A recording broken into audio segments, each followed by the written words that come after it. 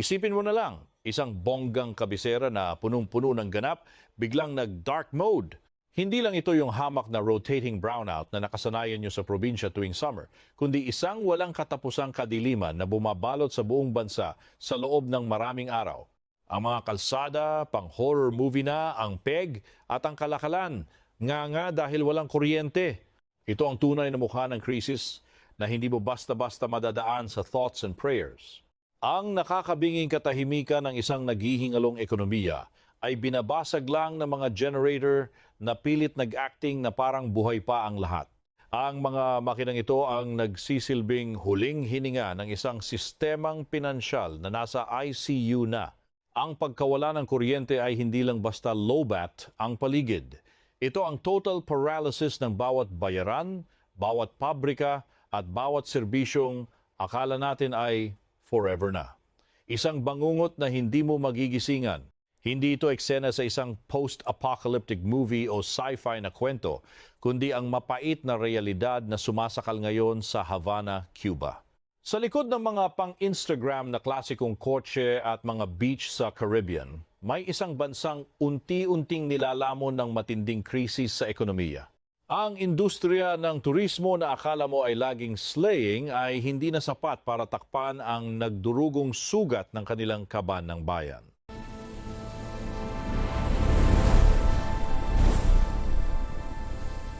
Ang trahedyang ito ay bunga ng dalawang Achilles heel o yung mga kahinaang pilit itinatago, ang sobrang pag-asa sa mga turista at ang pagiging dependent sa imported na enerhiya. Bilang isang feeling macroeconomist, kitang-kita ang panganib ng ganitong estilo. Ang kawalan ng kakayahang tumayo sa sariling paa pagdating sa produksyon at kuryente ay isang perfect recipe para sa isang guaranteed na sakuna kapag nag-inarte na ang mundo. Para sa Pilipinas, na isang archipelago na ang tanging flex ay ang mga beach para sa mga dayuhan at may sistemang pang-enerhiya na umaasa sa mga barkong galing pa sa kung saan-saan, ang nangyayari sa Cuba ay hindi lang basta chika mula sa kabilang panig ng mundo. Ito ay isang malakas at nakakanginig lamang na wake-up call na tumutunog sa mismong tapat ng tenga ng ating gobyerno at ng mga henyo nating gumagawa ng batas. Sa loob ng maraming dekada, itinayo ng Cuba ang kanilang buong kabuhayan sa ilusyon na ang turismo ang magiging golden goose na hindi mauubusan ng itlog. Lahat ng budget at effort ay ibinuhos sa pagpapaganda ng mga resort para sa mga dayuhang may dalang dolyar. Ang ganitong diskarte ay nagbigay ng panandaliang payami na growth sa kanilang GDP, pero ang totoo, wala naman silang matibay na pundasyon sa industriya. Parang yung pagdagsalang ng mga turista sa Boracay, Palawan o Cebu na nagdadala ng bilyon-bilyong piso, ang turismo ang nagsilbing salbabida ng Cuba para hindi sila tuluyang malunod. Sa tuwing butas ang budget o bagsak ang halaga ng pera, ang mga dolyar mula sa mga turista ang ginagawang band-aid. Pero ang salbabidang ito ay napakanipis at isang tusok lang ng malas sa mundo. Siguradong sasabog at lulubog ang lahat nang humampas ang pandemya at mas humigpit ang mga parusa. Ayun, biglang nag-pause ang mundo para sa kanila. Nakansela ang mga flight, naging sementeryo ng mga eroplano ang mga airport at ang mga mamahaling resort. Ayun, nilamon na ng damo at naging ghost town. Ang daloy ng dolyar na bumubuhay sa kanila ay biglang natuyo kaya ang gobyerno nganga na at walang pambayad sa mga basic na serbisyo. Milyon-milyong tao na umaasa sa mga turista ang biglang naging tambay dahil walang trabaho, wala ring pambili kahit ng asin ang mga ordinaryong tao. Noong wala ng turistang dumating, ang mga lokal na negosyong nakasabit sa kanila sunod-sunod na nagsara na parang domino. Dahil walang perang umiikot, paralisado ang ekonomiya at ang ending, matinding hirap at desperasyon para sa lahat. Pinamukha lang ng sakunang ito ang isang napakasakit na katotohanan sa ekonomiya. Kapag ang buong bansa mo ay ginawa mong alipin ng mga dayuhang bisita, asahan mong wala kang kalaban-laban kapag sinarhan ka ng pinto ng mundo. Kapag ang tanging produkto nyo ay experience at hindi mga totoong gamit o mahahalagang kalakal, asahan mong maglalaho ang halaga niyan na parang bula kapag may krisis, sakit o giyera. Dahil wala silang ibang alam gawin at sobrang hina ng lokal na industriya, wala silang plan B noong nawala ang kita. Ang kawalan ng mga pabrikang gumagawa ng sariling gamit ay nangangahulugang wala silang salbabida noong lumubog ang barko. Ang pagiging one-trick pony sa mundo ay isang napakatalinong pagkakamali na sumira sa kinabukasan ng buong henerasyon nila. Ang pagbagsak ng turismo ay hindi lang hanggang sa beach. Nagkaroon ito ng domino effect na sumira sa bawat sulok ng lipunan. Walang dolyar, kaya walang pambayad ng gobyerno sa pagkain, gamot at higit sa lahat sa kuryente. Dahil wala ng pera, ang henyo nilang solusyon ay mag-print ng mas maraming pera, kaya ayon, nagka-hyperinflation at naging basurang papel na lang ang pera nila. Pero ang totoong trahedya na nagtulak sa kanila sa bangin ay ang problema sa kuryente.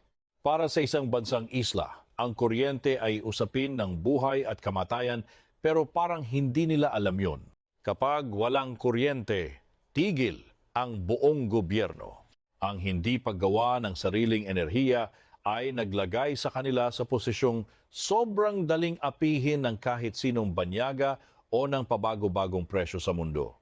Bilang isang isla, wala silang kapitbahay na pwedeng saksakan ng extension cord para makahiram ng kuryente. Hindi sila gaya ng mga bansa sa Europa na pwedeng makishare ng kuryente kapag kinapos, sila literal na mag-isa at isolated. Ang pagiging isla nila ang nagpataas ng gastos at panganib, lalo na't ang mga gamit nila ay pang-museum na sa kalumaan at hindi man lang naayos. Ang mismong buhay ng isla ay nakaasa lang sa mga barkong may dalang langis mula sa mga bestie nilang bansa, lalo na ang Venezuela.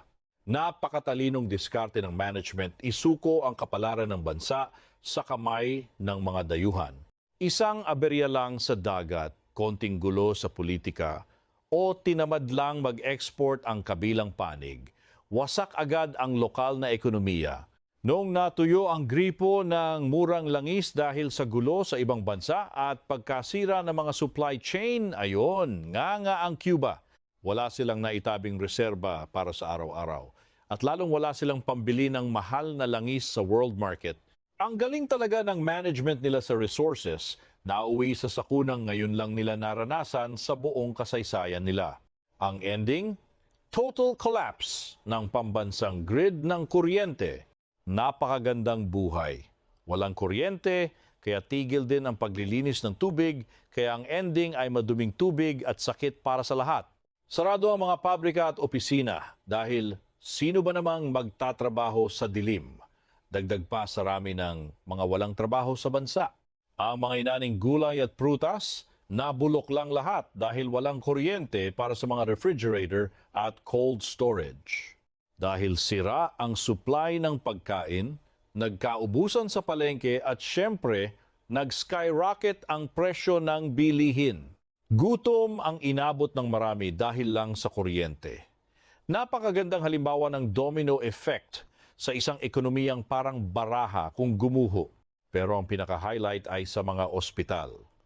Nawala ng silbi ang mga life-saving equipment. Ang mga doktor naging instant boy scout dahil kailangang mag-opera gamit lang ang flashlight o kandila. Ang mga gamot na dapat ay malamig, naging basura na lang. Patunay lang ito na ang krisis sa enerhiya ay hindi lang usapang pera, kundi usapang buhay at karapatang pantao na binaliwala.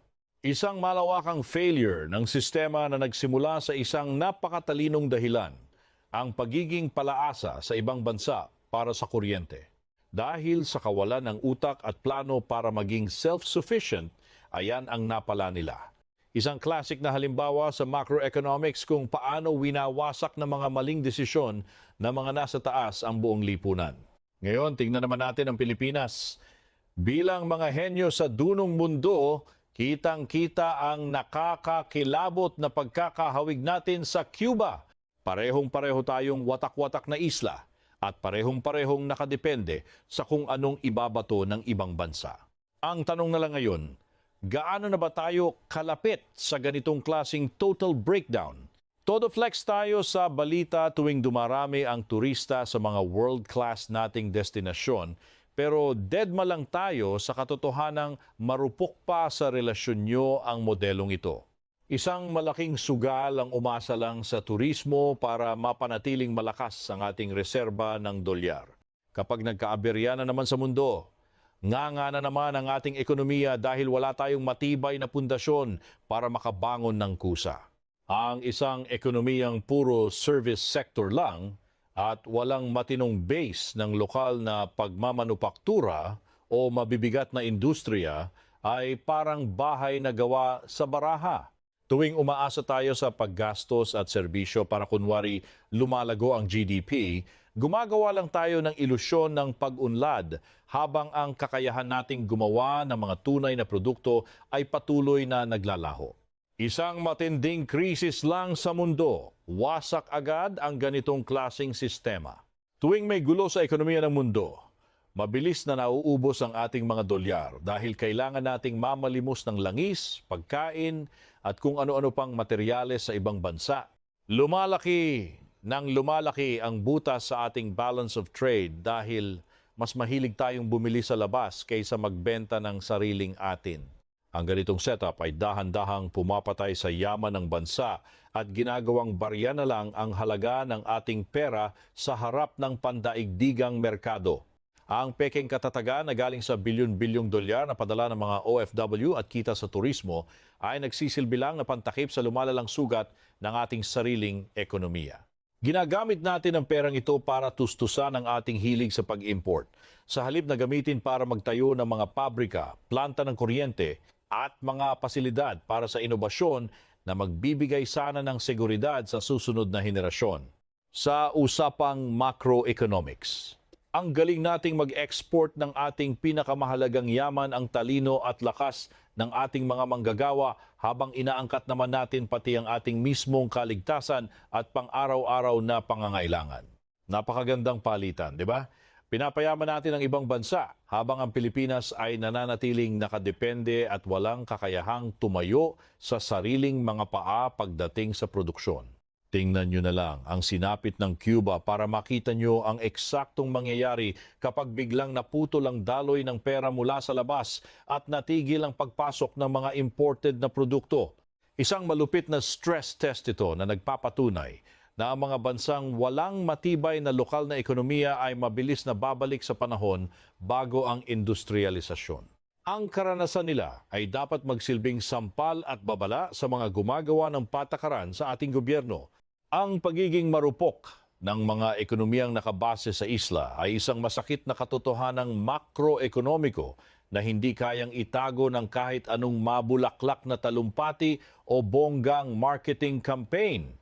Dahil hiwa-hiwalay tayo, dapat sana ay may sarili tayong kakayahang mabuhay, lalo na sa pagkain at kuryente. Kapag naharang ang mga supply line sa dagat, ang mga isla natin ay magiging parang mga kulungan na lang ng kakapusan at krisis. Para sa bawat Pinoy, ang walang katapusang trauma sa pa-surprise na presyo ng gasolina sa mga station ay malinaw na resibo na bihag tayo ng imported na enerhiya. Bawat kusing na dagdag sa presyo ng petrolyo sa world market, ramdam agad ng butas nating bulsa ang kawalan natin ng say. Sa presyo ng pinaka-importanteng commodity na ito ay naglalagay sa buong ekonomiya sa state ng forever na pagiging clueless at vulnerable sa mga trip ng mga panlabas na puwersa. Ang mga super ng jeep na araw-araw nakikipagpatintero sa kalsada ang unang-unang biktima at tagasalo ng bigat ng ating pagiging dependent sa inangkat na langis. Ang kakarampot nilang kita ay tuloy-tuloy na nilalamon ng mahal na krudo, kaya ang mga pamilya nila ay laging naiiwan sa laylayan ng lipunan. Kitang-kita rito kung paanong ang isang dambuhalang macroeconomic problem sa level ng bansa ay direktang sumisira sa quality of life at future ng mga pinakamahihirap nating kababayan. Inaangkat natin halos lahat ng kailangan nating likidong petrolyo kasi nga wala tayong sapat na sariling produksyon ng langis. Ang bilyon-bilyong dolyar na lumalabas sa ating ekonomiya taon-taon para lang pambayad sa langis ay yaman na sana na pwedeng ipantayo ng mga school, ospital at modernong infrastructure. Ang walang tigil na pagdurugo ng ating kaban dahil sa importasyon ng enerhiya ang main reason kung bakit hanggang ngayon ay hindi tayo makamove on tungo sa ganap na industrialisasyon. Anumang drama o gulo sa Strait of Hormuz o kahit anong aberya sa mga main route ng kalakalan sa dagat ay tatama sa ating ekonomiya ng may bilis at bagsik na hindi natin kayang pigilan. Wala tayong sapat na strategic reserve ng langis para harapin ang mahabang delay ng supply. Sa oras na huminto ang mga barkong nagdadala ng langis sa ating mga pantalan, literal na hihinto ang buong bansa sa pag-andar sa loob lang ng ilang linggo o buwan. Ito ang tinatawag nating imported inflation sa mundo ng economics. Hindi lang langis ang inaangkat natin, pati yung mahal na presyo ng mga bilihin sa buong mundo ay ini-import din natin sa ating mga palengke. Kapag tumaas ang presyo ng enerhiya sa world market, automatic na tataas ang gastos sa production at transportasyon ng lahat ng produkto sa bansa, mula bigas hanggang sa mga basic services na lalong nagpapabigat sa krus na pasan ng bawat pamilyang Pilipino. Sa kaso ng Cuba, ang matinding shortage sa enerhiya ay nagparalisa sa buong system ng food production at distribution ng mga kalakal na nagresulta sa isang malalang hyperinflation na sumira sa kanilang ekonomiya. Ang presyo ng mga basic needs ay tumaas ng sobrang bilis na hindi na nahabol ng sahod ng mga ordinaryong worker. Ang kanilang pambansang pera ay tuluyan ng nawalan ng value at naging parang mga basurang papel na lang na nakakalat sa kalsada. Ang pagguho ng tiwala sa pera ng gobyerno ay nagtulak sa milyon-milyong pamilya sa matinding gutom at kawalan ng pag-asa na naging sanhi ng malawakang pag-alis sa bansa at krisis sa migrasyon. Ready na ba ang Philippine peso nating lahat na mag-dive sa bangin ng debalwasyon sa hinaharap? Pagdating ng araw na mas mahal pa ang binabayaran nating imported na enerhiya kaysa sa natitira nating dolyar, asahan nyo ng magiging wallpaper na lang ang piso habang nilalamon tayo ng inflation. Kapag nag-skyrocket na ang presyo ng enerhiya at naging kasing gulo ng signal ng internet ang supply nito, good luck na lang sa presyo ng bilihin sa buong Pilipinas na siguradong hindi na maabot ng bulsa ng mga ordinaryong mamamayan. Ang pagbiyahe ng gulay mula sa mga bundok hanggang sa mga palengke sa Maynila o ang pag-ship ng mga produkto sa pagitan ng mga isla gamit ang mga barko ay magiging kasing mahal na ng ginto at automatikong ipapasa sa balikat ng mga naghihirap ng Pinoy. Kaya naman napakalinaw na ang seguridad sa pagkain ay nakakabit sa kung gaano tayo kadehado sa seguridad sa enerhiya dito sa ating arkipelago. Huwag tayong mag-ilusyon na magkakaroon ng sapat at murang pagkain sa ating mga hapagkainan kung ang mga truck, barko at makinaryang nagtatanim at nagdadala nito ay umaasa lang sa imported na langis na presyong ginto at hindi pa sigurado ang supply. Ang paglutas sa krisis sa agrikultura ay nangangailangan muna ng pag-solve sa ating malalang problema sa enerhiya. Ang pagbulusok ng ekonomiya ng Cuba ay isang nakakatakot na preview ng pelikulang kinatatampukan natin ngayon dahil sa mga malalaking panganib sa makroekonomiya. Isa itong babala na ang mga palpak na polisiya ay hindi agad ramdam sa loob ng isang gabi, kundi dahan-dahang nag-iipon ng puwersa sa loob ng maraming dekada bago tuluyang pasabugin at wasakin ang isang bansa. Kailangan nating matuto sa mga pagkakamali nila bago maging huli ang lahat para sa ating bayan. Winawasak ng trahedyang ito ang delikadong ilusyon na ang mga biyaya ng kalikasan, tulad ng ating mga magagandang view at likas na yaman, ay pwedeng ipalit sa isang matibay at pinag-isipang estratehiya pang ekonomiya. Ang ganda ng ating bansa ay hindi sapat para pakainin ang ating mga mamamayan sa panahon ng krisis. At hindi nito mapapatakbo ang ating mga pabrika kapag naubusan na tayo ng langis. Ang tunay na yaman ay nasa kakayahang lumikha at maging malaya sa sariling sikap. Bilang mga nagsusuri sa daloy ng yaman sa dunong mundo, alam nating hindi tayo pwedeng umasa lang sa pagbebenta ng mga experience at bakasyon sa mga dayuhan para lang hindi malagutan ng hininga ang ating ekonomiya. Ang turismo ay dapat ituring na bonus lang sa ating kita at hindi bilang pangunahing poste na bubuhat sa buong bigat ng ating pag-unlad. Kailangan nating baguhin ang ating pananaw Kung nais nating bumuo ng isang ekonomiyang matatag at palaban, hindi rin pwedeng habang buhay tayong magtatapon ng bilyon-bilyong piso para lang sa imported na enerhiya para lang hindi tayo magdilim at hayaang huminga ang ating ekonomiya. Para tayong naka-life support system na ang may-ari at kontrolado ng ibang tao, anumang oras ay pwede nilang hugutin ang saksakan at iwan tayong walang laban. Ang ganitong klase ng pamamahala sa enerhiya ay isang malaking banta sa ating pambansang seguridad na dapat aksyonan ng seryoso at hindi puro drawing lang. Ang walang humpay na paglobo ng ating balance of trade deficit dahil sa walang tigil na pag-import ng langis at karbon ay parang ticking time bomb na nagbabantang sumabog sa mukha ng ating pananalapi. Habang todo utang tayo sa labas, para lang tustusan ang pagkonsumong ito, dahan-dahan na tayong nagiging puppet ng mga dayuhang nagpapautang. Ang pagkawala ng kontrol sa ating ekonomiya ay ang unang step para tuluyan na nating i-donate ang ating soberanya sa iba. Kung wala tayong sapat na sariling produksyon ng enerhiya at matibay na industriya, asahan mong ang mismong soberanya ng ating ekonomiya ay tuluyan ng nakasangla sa mga dayuhan. Huwag tayong magpanggap na malaya tayong bansa kung ang kakayahan nating gumawa, gumalaw at mabuhay ay nakaasa lang sa pahintulot at supply ng ibang nasyon. Nga ang kalayaang pampolitika kung wala namang kalayaang pang-ekonomiya na magbibigay ng tunay na power sa mga mamamayan. Ang pandaigdigang chessboard ng geopolitika ay mabilis na nagbabago at ang mga bansang kapuluan na lampa ang pundasyon sa enerhiya at ekonomiya ay ginagawa lang pawn o hamak na sangla sa laro ng malalakas na bansa.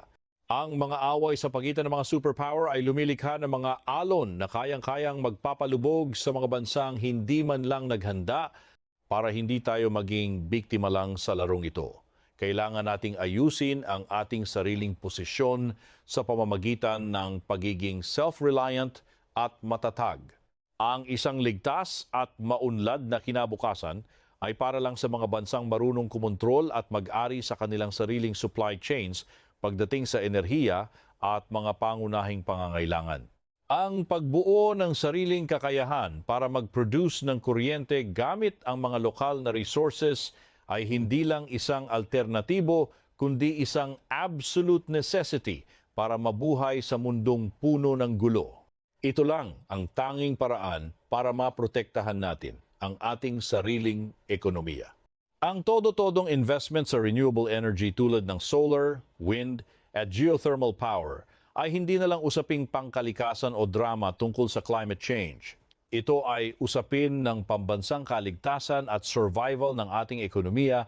Ang paglipat sa mga resources na ito na nag-uumapaw naman sa ating bansa ay magpapalaya sa atin mula sa pagiging bihag ng pabago-bagong presyo ng imported na langis at magbibigay sa atin ng stability sa presyo ng kuryente para sa ating mga industriya.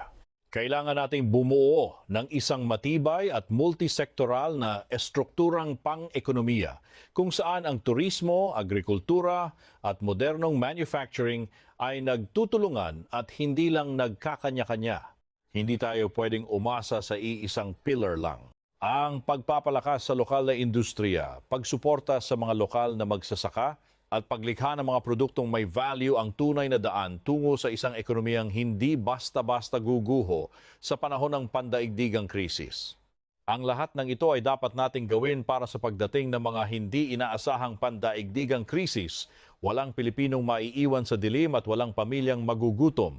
Ang kaligtasan ng ating bansa ay nakasalalay sa mga desisyong makroekonomiko na ginagawa natin ngayon. Huwag nating hayaang matulad tayo sa trahedya ng iba. Panahon na para magising at magtayo ng isang ekonomiyang tunay na malaya, matibay at handang harapin ang anumang unos na darating sa hinaharap. Ang pagintindi raw sa mga dambuhalang puwersang ito ang unang hakbang kuno tungo sa pagbabago. As if naman may magbabago talaga, ako ang inyong dakilang gabay mula sa dunong mundo, na pilit nag-aanalisa at nagpapaliwanag sa mga nakakahilong makroekonomikong puwersa na kunwari ay may pakialam sa ating kinabukasan at kaligtasan. Kung sa tingin nyo ay may saysay itong kuda ko, Huwag kalimutang mag-subscribe at i-share ang kaalamang ito para mas marami pa tayong magpanggap na mulat sa katotohanan. Hanggang sa muli, sige, magpakamapanuri at laging handa kahit wala naman talagang kasiguruhan ang lahat.